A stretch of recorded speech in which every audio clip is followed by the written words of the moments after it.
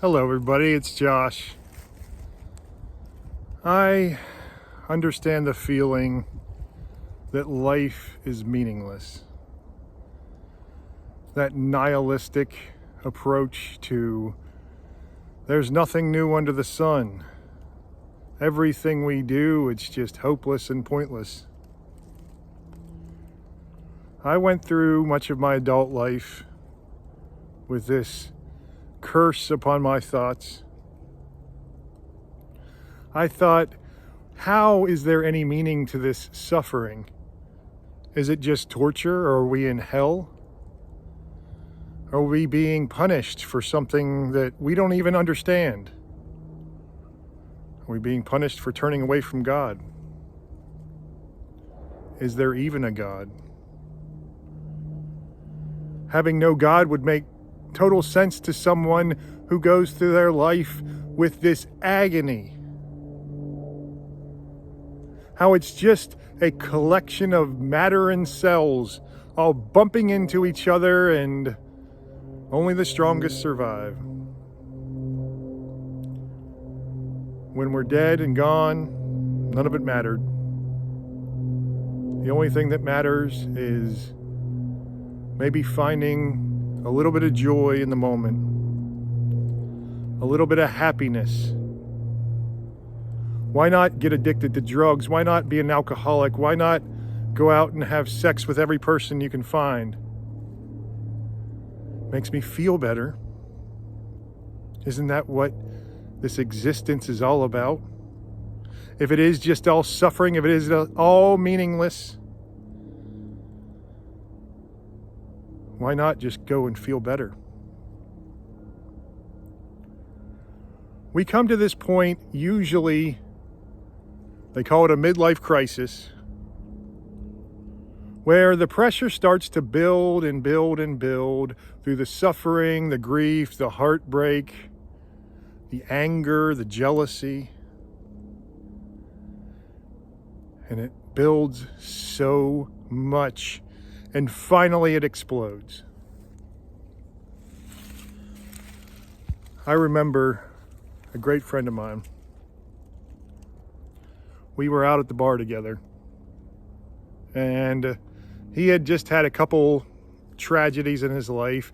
And we were all going through some existential crisis where we didn't understand what the meaning of life was and where we're supposed to go in life. So we were both just stuck. But he was dealing with a loss in his family or all kinds of other things. And finally we were out. It was in my hometown in Winchester, Virginia, they have a thing called the Apple Blossom Festival. And all of downtown gets packed up and the bars were all packed and we were walking down the sidewalk. My wife, then girlfriend at the time, and his girlfriend, some other friends, walking a little ways behind him. Don't remember exactly what happened, but he just exploded.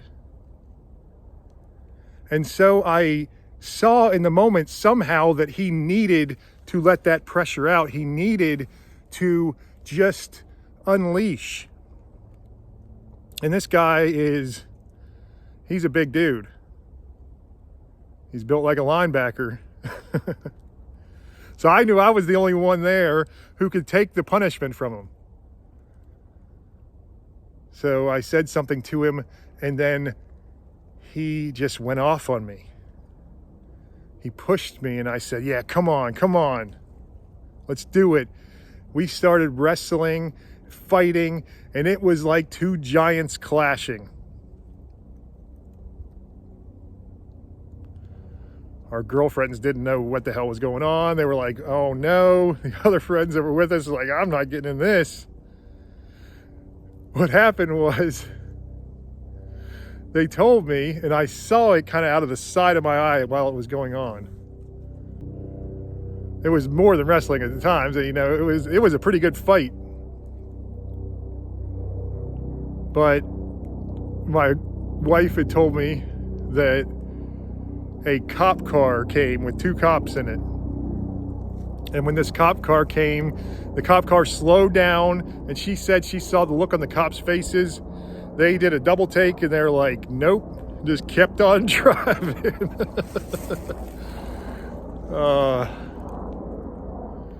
So we both got up bloody and bruised, and I told him I loved him, gave him a hug. You know, we got to get that pressure out of us at times. We got to take it out on something, or else it builds and builds. But it's never going to solve the problem. You know, it's great. Go do some exercise. Go find someone you can box maybe. Do whatever you can to just let that pressure out.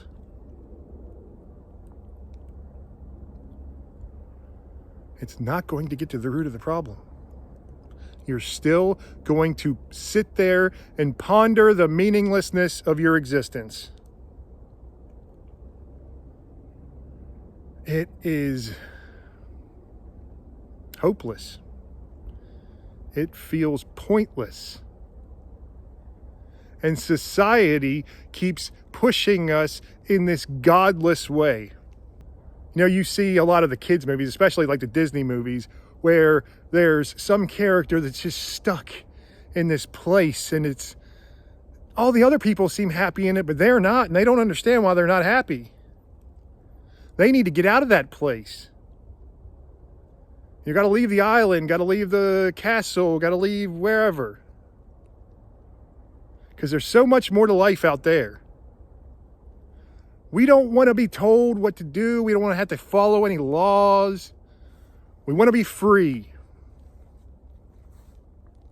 This is how I felt almost my entire life. I wanted to get away. When I moved to Northern Virginia, it was in the Northern Shenandoah Valley, beautiful place. But I'd moved there from an island near Savannah, Georgia. And I dreamed every day about going back to the ocean. I miss the ocean so much. I realize now the grass is always greener no matter where you are. It's never going to be good enough. It's never going to be what you want, what you need to make you happy. It was always what you used to have. Because you start thinking of the good times you had. And then you start telling yourself all these stories of how the good times were better than what they actually were.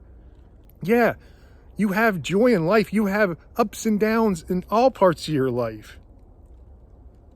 I had more good times in Winchester, in Northern Virginia, than I did in Georgia because I lived there longer.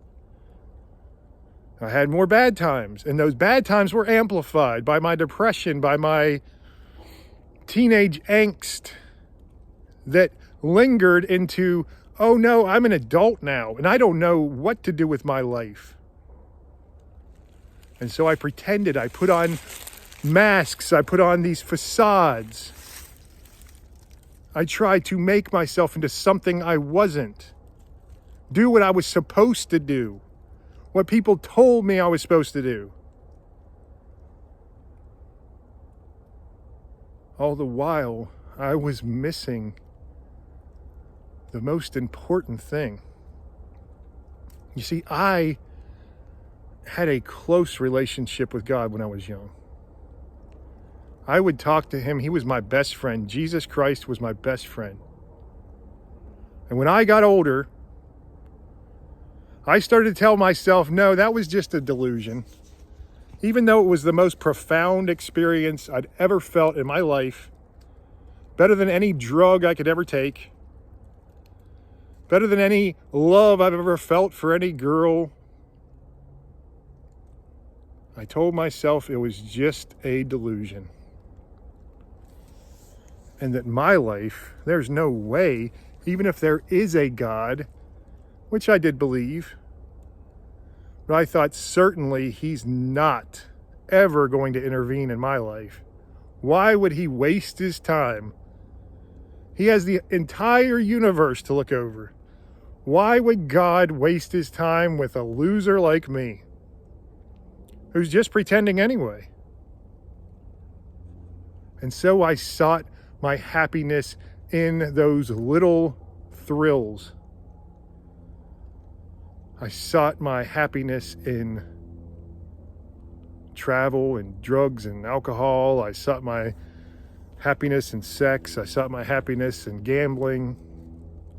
Whatever I could do to make myself feel alive. But there was a deeper part of me that felt that beckoning from somewhere beyond, and I tried to push it back. It was the same beckoning I got as a child that I felt so profoundly. God reaching out to me, saying, "What are you doing? Why are you turning away from me? I am reaching out to you and you're just turning away from me." I was too stupid or stubborn or ignorant or whatever. I just ignored it. But I see people all the time, full of worry, full of suffering, full of strife and agony and anger. And it consumes them. And if you think that life is meaningless and there's no point, why would you ever let go of that? It's what's making you feel alive. Even though it's making you feel horrible, it makes you feel alive.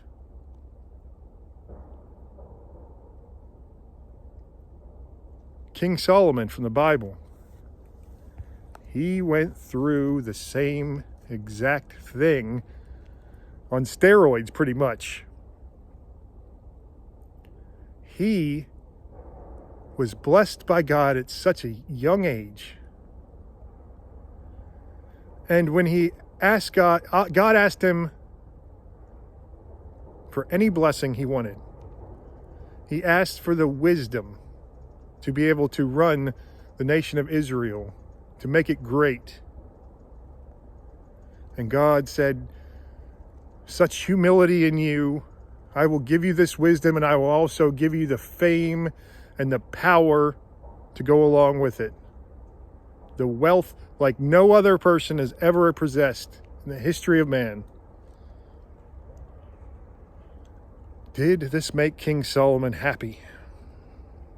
The greatest wealth, the greatest wisdom anyone has ever known.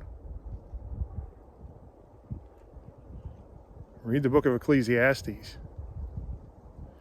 You will see how absolutely meaningless King Solomon thought life was. In Ecclesiastes 1:2, he says, "Vanity of vanities, says the preacher, vanity of vanities, all is vanity." 1:14, "I have seen everything done under the sun, and behold, it is all vanity and striving after the wind." 2:17, "So I hated life, because what is done under the sun was grievous to me. For all is vanity and striving after the wind." 1:18, "For in much wisdom is much vexation. He who increases knowledge increases sorrow." He goes on to repeat how all is vanity and there is nothing new under the sun. Nothing new at all. He's seen everything. He knows how meaningless life is. And why was this blessed man, this man who had more wisdom, more wealth than anyone, why was he so miserable? Well, God, he had a way of showing, not telling. Sometimes our answered prayers are the worst things we could possibly think of. So King Solomon prayed for this wisdom to be a great king. Nothing wrong with that, right? It seems pretty humble. Even God thought so. But God knows what true humility is. So God has to take us a lot of times to our breaking point until we understand. And that is what is so beautiful about the nihilistic, meaningless existence that is expressed in the book of Ecclesiastes. Through it all, he says over and over how pointless everything is. The only thing you should do is eat, drink, and be merry, for tomorrow we die. Those who are dead, he is so happy for. They don't have to deal with this life anymore.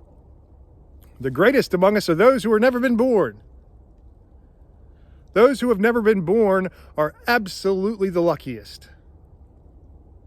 They don't have to deal with any of this fallen world. Think about how many people you have to encounter on an almost daily basis that are just frustrating, just cruel for no reason. They treat you like garbage. They treat themselves like garbage. And then that darkness just spreads. And then there's darkness you can't do anything about. And that's a lot of times what makes us think that God curses us. Because there's all of these horrible things that happen all around us, and there's no fault to be found in any of it. All is vanity. We will go through this life in that meaninglessness, just like King Solomon. What did he have to learn? God was teaching him the entire time. You see, he was led around by his lust. Even though he was so wise and so wealthy, he couldn't escape that human desire, that human need, that human seduction, or that demonic seduction. He had over 700 wives and 300 concubines. And I can tell you, with one wife and no concubines, that sounds like a nightmare to me. I mean, come on, I enjoy having sex just as much as the other guy, but wow. And so all of these wives, and he said, these are political marriages. They're political.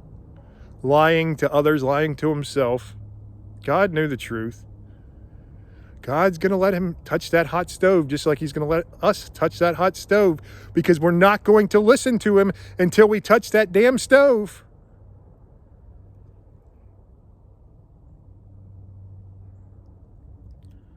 So, all of these wives that he was seduced by, they start getting him into things like worship of false gods, like Moloch and Baal.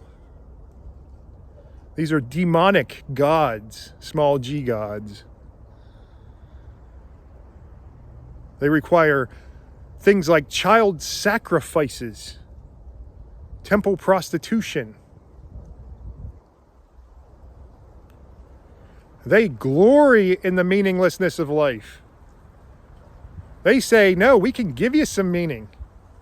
We'll give you all kinds of desire met. All kinds of pleasure. All you have to do is worship, bow down to me. And he turned away from the God that blessed him with all of his great gifts of wealth and wisdom.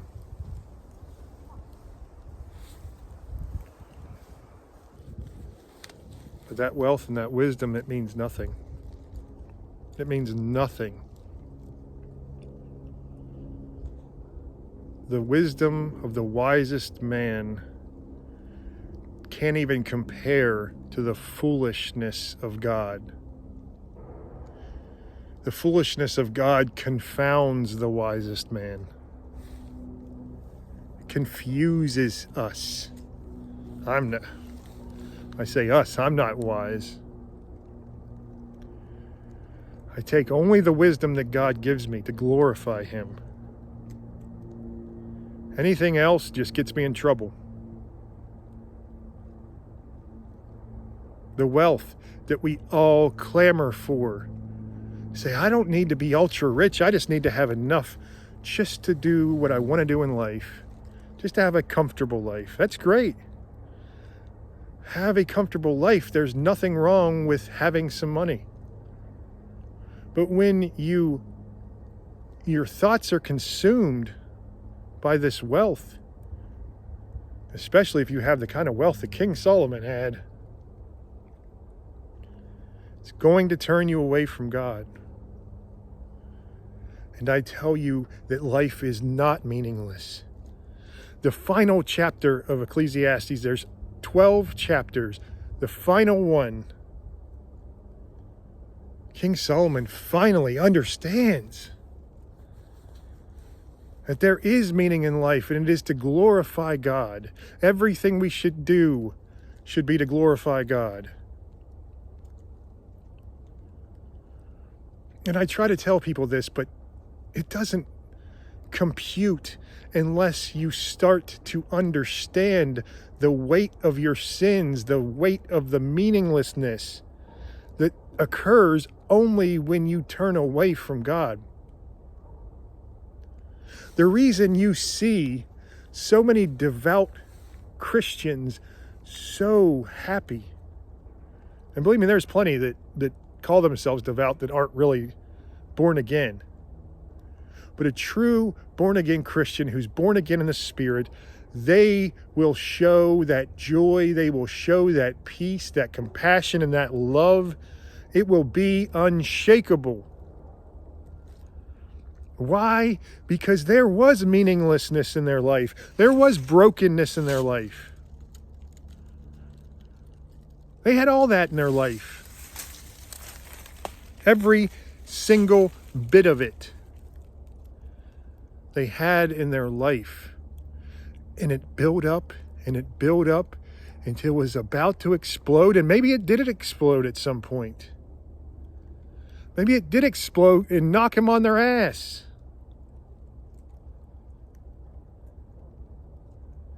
And then when they're laying there dazed and confused, they finally open their eyes.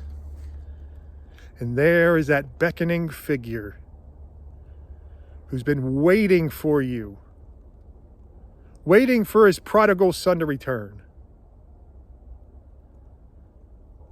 And that is why I always tell you, no matter what problem you're having in life, trust in God. It's not that hard, and it's the hardest thing you'll ever do. Why? Because you have to be broken. You have to be broken to be born again, so God can pick up the pieces and put them back together the way they were supposed to be in the beginning. Please, I beg of you, the joy I found through all the struggle and all the trauma and the tragedy and all the pain. I'm in agony at times. And I promise you that I haven't suffered. And that even though there are times in my life when I'm like, oh man, this really sucks, I realize I'm starting to turn away from him, and I turn back to God. And all the joy returns, all the peace returns, all the love returns to me. And maybe most of all, especially for the people who are clamoring in that existential crisis, who are crawling on their belly on the dirty ground, there is meaning. For the first time in my life, for the first time in my life, I have meaning and purpose. And it is glorious. All right, everybody. I love you all so much. God bless.